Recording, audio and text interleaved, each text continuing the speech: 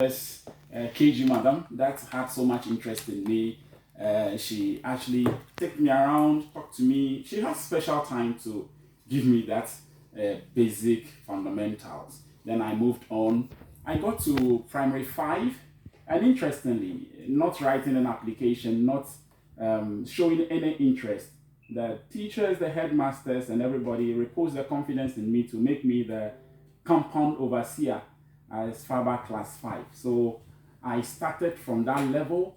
I began to, in my own minute ways, translate what I can do, relate with people, communicate with people, engage people, and to do collective things to achieve a purposeful goal. So that's how it has been. From that basic level, I switched to Accra, and I still became that influential. Without votes, I was made a sports prefect. Many people think Delasi is always formal, it's always in suit. What kind of sports were you into then? I do play table tennis. I do play volleyball. Volleyball was what so predominantly many people knew before. I do remember very well. Do you still play tennis or volley? Not as active all the time, but don't try it. When we get to the pitch or we get to the court, we will deliver. I see. Interesting. Do you follow the game internationally? Yes, I do. So who will say is your favorite tennis player at the moment? I will choose the lady, Which lady? Mention her name and let her receive her accolade. Okay, so Serena Williams. She's an amazing woman by all standards. She does it and does it. Okay. Yeah. I see. Interesting. So from junior high school, then you moved to senior high school. Yes. What senior high school did you attend, and what was the experience there for you like as well? Wow. So I always get emotional when I begin to speak to issues from senior high school, because with order of merit, I do remember very well, after BEC, you go to the notice board in your school that you've been given, and then you check where your name is. On the order list, I placed second, if I do remember, from Mauli School.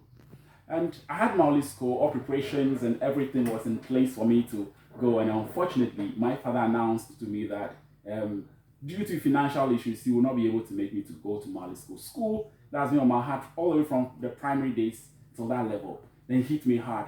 Then my maternal uncle made me to go to Brong Ahafo.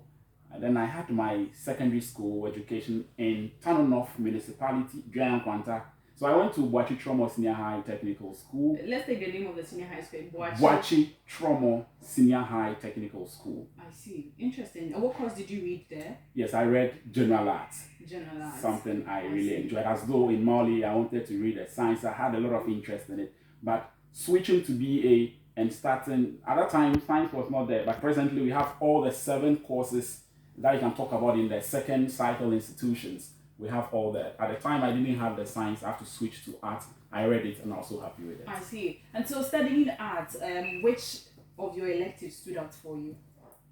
Interestingly, not almost every elective played for me.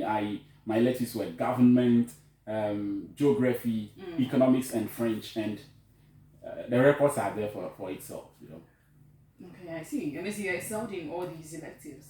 Interestingly, during that year, I happen humbly to say to be the best graduating student for that year, 5 A's, 2 B's, and 1 C, and all the electives did so well for me. Government A1, geography A1, economics B3, and French B2. I see. So switching it, blending with some A's from the core subjects pulled me through. Yeah. I see. Was your transition from secondary school to tertiary institution that smooth, or like many other people, you had to stay home for some time and work before you got back to the classroom? Great. I would use this opportunity to say a very big thank you to my maternal uncle, Mr. Sefamagbo, an amazing person by all standards. My story is quite different. I finished high school in 2014, and he wanted even me to continue immediately, but I chose to, why not build for myself some skills, communication, negotiation, interactive human relation, and all those soft skills that is needed in the future endeavor. So I decided to go and teach at a basic school for 1 year. Interestingly, it was nice. From there, then I switched to the following year, then I went to the tertiary. Which institution is Yes, that? I went to then Physiotherapy and Orthotics School, now St. John of God College of Health Sciences in Ahafo. And what did you specialize in? So I read Physiotherapy and Orthotics. I see. Yes. So you're a certified physiotherapist? Yes, a physiotherapy professional. Yes, I am. You still work? Yes, I do. Presently, I'm with Kolebu Teaching Hospital. Yes, as a physio professional. So at what point did the United Nations Youth Association come in?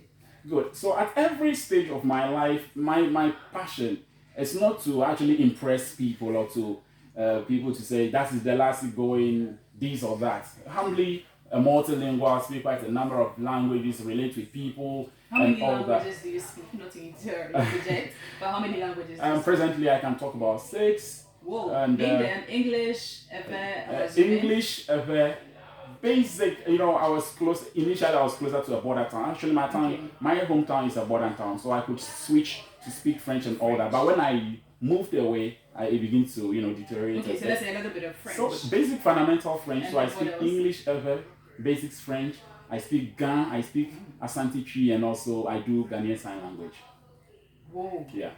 Interesting. We'll come to the sign language because that's really interesting, especially for a physiotherapist. I'm not sure at what point the learning of sign language came in, but let's talk about your affiliation to the United Nations Youth Association. How did that begin for you? Okay, so I've always been following youth leadership, not just hold position and let's see you in tie, let's see you with big names and all that, titles and move around, but you should translate whatever position you are holding to some meaningful venture.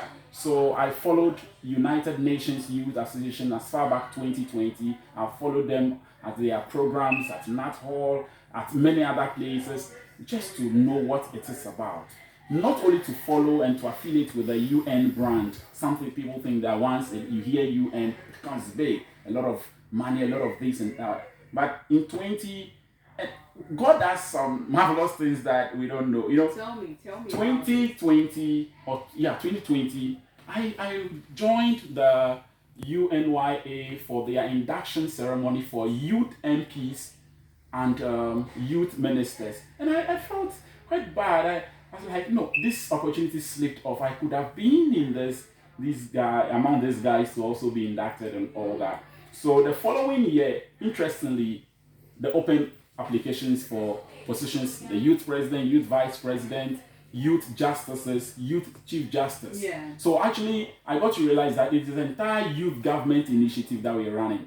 Let me say on authority that across the length and breadth of this country, there is no youth organization that has been able to run the youth government. We have some programs on TV like YLP, Youth Empowerment Consortium, and all that runs various youth parliaments. Yeah. But when we come to UNY, our youth government initiative runs the executive arm of government, runs the judiciary and the legislative. We will delve into details more with regards to the role you play as a president. Yes. But first of all, what is the aim of UNYA? What is the whole vision behind the UN putting together the Youth Association in Ghana? Great. So, basically, we all know, have an idea that every year UN has various sittings, Security Council, General Assembly, WHO, and what have you, all the various agencies under UN. So, in the year 2015, the Security Council, the United Nations Security Council, sat, of course, had meetings and passed a resolution called Resolution 2250. Now, this resolution, friends and other people can go and also look it up. But the basic reason for this resolution is that youth of all member countries or all member states of the United Nations should be brought together and should be made to be part of decision-making processes. So then it came again that various United Nations associations that form what we call the World Federation of United Nations Associations, WFUNA, WFUNA, all these associations should now begin various initiatives, activities, programs that will bring the youth together. Then the idea came. The United Nations Youth Association now begin to birth various initiatives. So when you come to UNY, the primary goal is that youth of our country should be part of decision making. And how will this happen? We got to identify through research and background surveys that There are some youth that have interest in chieftaincy. There are youth that have interest in chaplaincy. We also have youth that have interest in volunteerism. We have youth that have interest in political leadership. Then we began to create various initiatives. We have chieftaincy, we have chaplaincy, we have entertainment, we have health committees, we have sports.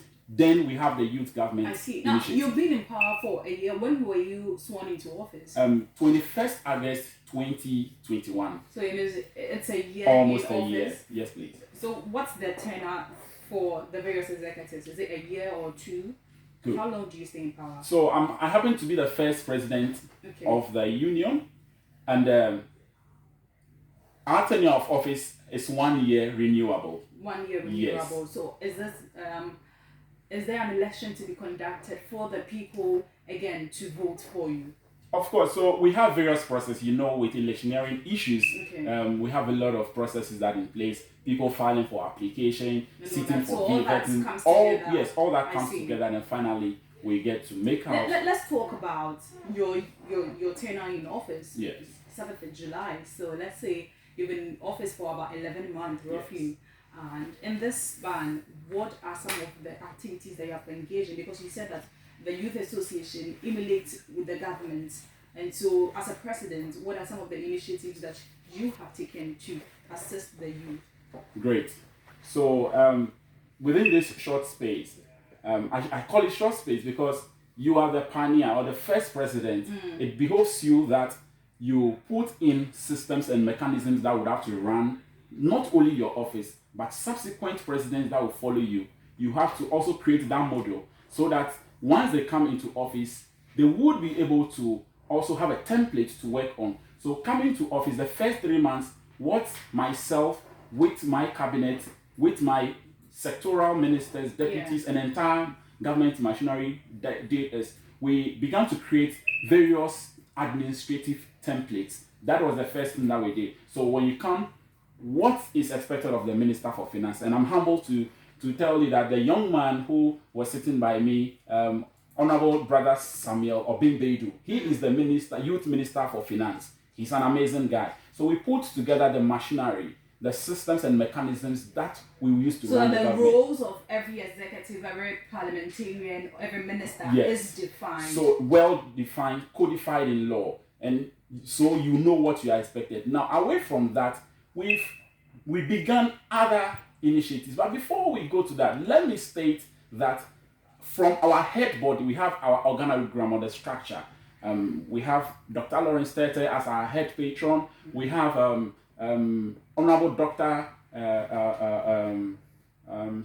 Samuel Nyama Donko. He is also our deputy patron. A lot. We have our organogram. Other things that we've been doing from the head to the very last person, it is totally volunteering services that we're doing.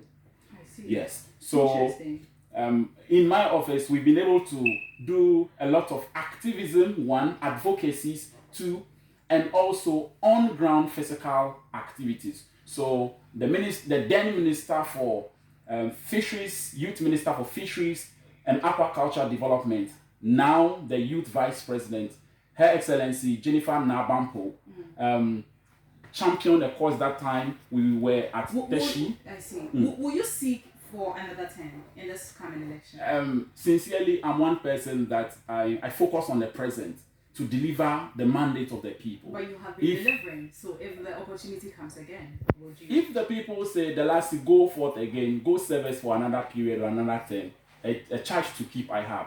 And I have to deliver to support the people. Irrespective of all I have a lot of busy schedules, from work to school to other engagements, but once the charge is placed on me, I have to deliver. Alright. Now let's put this in the point. You're a youth president, emulating the kind of governments that we have in the country. So let me give you as a context to work with as a youth president. I mean, we have a president at the moment who has found himself in a very dark situation in terms of seeking assistance or a bailout from the IMF. As a youth president, should you find yourself in that way, especially because the youth in the country as well are not let out of the economic hardship in the country, what will be your way out to help the youth? Great. So quite emotional because I don't do charity or I don't do the very supportive thing. I don't like to put it in front of camera for people to know. Far before even I became president, youth president, there have been various means and mediums through which I support people. You find some youth come to you behind the scene, Delasi, can you please support with this small amount and all that kind of thing. Even if I'm left with the last, I'll share with you. In the heat of COVID, somebody was outside Accra. You know very well that Accra, Kaswa, and Greater Kumasi had the long lockdown period. Somebody outside Accra who is not affected by lockdown called me. I was left with only 100 cedis. He said, Delasi, send me 100 cedis to run, whatever. I sent 80 and kept 20. And how I survived through to the lockdown, nobody knows. So I've been helping the youth, myself and my team have been helping the youth through various means. Writing CVs, reviewing applications, scholarship applications and all that. We've been doing it. More especially, we go into the community, we touch people. That's what I'm saying, that it's not all the things that I love to speak on radio. So in this time of economic hardship and conditions, what I would say is that we are volunteering. But in any means or in any ways that any youth that approaches us, that we have to help the person to have the three basic fundamentals of life, food, clothing, and shelter. We humbly promise that we would assist that person. Well, for the sake of time, I'm enjoying this conversation, but for the sake of time, we'll have to wrap up. Yeah. Let's talk, first of all, let me end. I have 3 last questions for you. What policy do you believe, or in your own opinion, should the government of Ghana implement now to assist the youth in their endeavor? So there's talked about employment, there's UNYA-GH, there's concerns about health. What particular field do you believe that the government should look at and is going to improve the living standard of the people or the youth? Okay, so even before I come to that, let me state that Delasi, when you hear the name Delasi or Delasi of Africa, that's a brand name. 3 things I know. 3 things I know. 1, Ghana first. 2, Ghana first. 3, always repeat the first 2. First Ghana, second Ghana, and 3, always repeat the last 2. So, except we put forward national policy, not political campaign or manifestos, we are failing as a country. That is what is affecting us. Let me take you to the student leadership level. Student leadership has switched into mainstream politics these days. I've been on the grounds for USAG elections, for NUCS elections, for GAPS elections. Every student union election that we're talking about is gradually being solved with mainstream politics. And so the youth leader comes out and don't really know how to deliver. The person is doing the master's will. So putting together or putting initiatives, policies, and actions that will champion the cause of the youth, we should switch it away from the concept of political infiltrations, because once we do that, it kills the move. Look at NAPCO, something smart that we cushion the people for a short while whilst they work on permanent positions. It was hijacked by political conversations. Look at USTART, something amazing. Provided the revenue that will be generated will be put to the effective use, then it is something that will help. So except we switch our mindset from the political conversation that everything we must politicize this, we might not end up doing the youth the best. It looks like we're rushing this conversation because of the lack of time. Let's talk about how you got into sign language. How did that happen? Thank you. So I learned sign language for 8 months. Whilst I was being trained as a physio professional. I happened to have sign language for 2 semesters. Then I had a very strong and passionate interest into the language, because after learning the language, myself, 3 members had gone to conduct a survey in major hospitals in Brong-Ahafo to know whether there is somebody who does sign language interpretation to help the people. No, nothing of that sort. So I began a move. An association was set up, Health Professional for Sign Language on campus. I became the 2nd president. There I began what I call the Deaf Summit. So every year I hold a Deaf Summit to sensitize, advocate for deaf people. Then I had an opportunity to serve as the resource person for Tech Inclusive Group in Takwa to create an app for communication. Then the big of all, humbly to say, I had a 2-time opportunity to give sign language interpretations to the speeches of the President of the Republic, His Excellency Nana Addo Akufo-Addo. So at every stage, I make it known that let us push. Deafness is not deaf. If you are deaf, it doesn't mean that you are deaf. So there is a way around it. And interestingly, one thing that I've been doing to commemorate my birthday last Sunday, I organized a free sign language class, and I had a couple of about 50 people that joined, learned the language, had interest in it, and are ready to support the deaf people. I see. You're doing amazing stuff, and I must commend you for that. I'm and humbled. I do hope that humbled. you do continue. Subsequently, I hope that we continue this conversation I'm because humbled. I am thrilled. Now, finally, Yes. Delasi, Yes. Justice, Habu. Yes. What would you like to be remembered for? 3 things: youth action, leadership, and impact. Most importantly, impact. I've always mentioned that when you hear the name Delasi or my brand name Delasi of Africa, it is not for fame. It is not for people to see that is the guy. No, I came from a humble beginning, and it's through grace, with all humility, that I am here. And presently, and then moving into a tangent, which is a prestigious place, into becoming one day, my Lord, to do my Lord in front of the jury. I think it is an opportunity. So, impact, translating our lives and what we do to impact other people. Ladies and gentlemen, your youth president, United Nations Youth Association, Ghana, His Excellency Havi Delasi Justice. Thank you for coming. Thank you very much, Abena. Once again, I say a very big thank you to Radio Univers, yourself, the entire management for this humble opportunity. You're most welcome. Let's go for a quick break and continue our conversation. Thank you.